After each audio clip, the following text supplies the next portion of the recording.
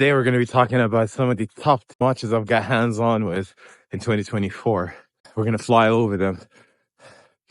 And here's my list. I'm in a very beautiful mountain side of Poland. It's called Tatra Mountains. Staying in Zakopane. And I absolutely love the scenery. I feel great. The sun is shining, the mountain, peace, quiet.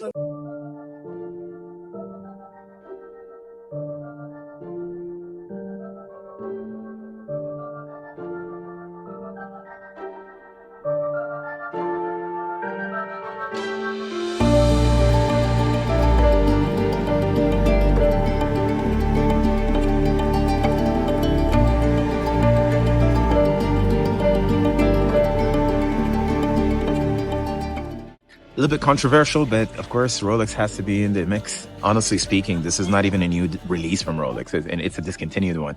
It is the 116520 Daytona. I feel like stainless steel, Daytona isn't specific, should be without a tachymeter. I think they add that class, they add that timeless aspect for it. It would look relevant now, relevant later. I personally like this reference a lot. The white dial is not something I bought. I've inherited this watch, but it's a very special watch for me. I start wearing it more often. I've got other Daytonas like the John Mayer 116508s and 09s and all the ones with the bells and whistles as well. But stainless steel, classic, no ceramic, just plain Jane. It's got all the dents, all the scratches, a little bit of history. So that's definitely one of my favorite references from the Daytona model line. So the second watch I want to tell you about is definitely, with no shadow of a doubt, the Streamliner, the blue enamel all second Streamliner. I think this is by far very different than any Streamliner that Moser had released. The reason being is, one, its thinness. I think its thinness is next level. The blue enamel dial itself, it takes a very long process to make something like that. And the way it sits on the wrist, of course, their integrated bracelet is unmatched. You can't compare it to any other brand.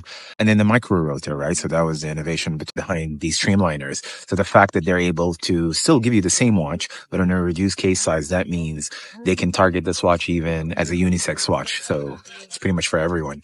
And 39 millimeter, I said this before, I'm saying this again. I think this is definitely the perfect size for any wristwatch. Regardless, classic, sport, 39 is the way to go. I actually had to wait for some time to get this watch. There's this whole misconception about, are Mosers easy to get? Are they just playing hard? No, they're really genuinely difficult. And the reason being is their production numbers are limited. That's one. Two, this blue enamel, I bought it because I saw it once in someone's wrist, and that was it. But I absolutely love this watch. It's a very, very beautiful watch. This over AP any day. It's unique. You're not going to see two people in the room wearing the same exact blue enamel watch. Maybe it's still a Moser, Pioneer, or a Streamliner of some sort, but it won't be this one. So I feel like this is a good buy. Chats here and there with the founders. Beginning of the year is usually the time where a lot of fulfillments happen. Otherwise, it would be maybe Q3 of the year. So January, February, there's going to be some fulfillment, and then Q3, right? So that's watch number two. So for me, I feel like the year that Tudor had really revived and reinstated the space with long-lasting hype. Because usually their hype cycle is like 1-2 days after Watches and Wonders. The 54 comes out, and then everyone's on the 54, and then they stop it. The Burgundy comes out, and then everyone stops it. But then you get to this pink chronograph, right? And I think it's not even about how complex is it to make a dark color like that. I don't think it's that complex. It's unique, definitely. But the fact that they were like really the first to do something like that, bold, without changing the case sizes. The world was complaining of the case size of those chronographs. Tudor was like, nah, let's change the dial color. Throw in a 5-link Jubilee. It's beautiful. It actually grew on me. It's still a very difficult watch to get. And I heard some rumors, I'm not sure how true this is, that Tudor actually discontinued this dial color. So for me, with no shadow of a doubt, looking at the price point, looking at the look and feel, looking at, the fact that it's a pink dial as well, robust, I think this is number one for me, to be honest. Talked about the Tudor. We talked about the Daytona. Definitely an all-rounder. Definitely highly recommended. I think it's a watch for now and later, and its simplicity is really rich. Sometimes simple is rich. And I don't know how I come up with these type of things, but I like the sound of it. The Polaris JLC was an intruder to my watch collection, because looking at JLC being the watchmaker of watchmakers and their history and how much movements, 1,300 movements they created, that's of course all on the flex muscle side and the historical aspect. But really, from a wearability perspective, from the sort of look and feel and how much they've done with that green. Different variation of green hues on the dial, the texture rubber strap. I think they're killing it. The only thing I think the swatch is missing is another variation of a rubber strap by JLC, because tips are orange. There's orange accents there. So pairing it with an orange strap by JLC, orange rubber strap, I think would be an absolute kick-ass. I think it's good value for money. I think it's one of those watches that you also don't see all the time. And for me, if you want to think about diversity and want to kind of get out of the hype watches and really looking at what's worth it and what brings you joy, a JLC Polaris is solid. Highly recommended. Quick check of the scenery. Look at this. Like, how could you not fall in love with that? We're heading up there. You boys all geared up. Watch number 6 is not really a watch, but it's really more about the brand itself, and that's Lange and Sohne from the great city of Glashütte. I think German watches are awesome. The back of that Lange one is absolutely mesmerizing. I would definitely appreciate looking at it more than a Patek Philippe Nautilus, to be completely honest. I think it's a work of art. I think everything they do is quality. I think it's a beautiful watch. Comes in a brown strap, the Lange one with the rose gold. I switched that to blue.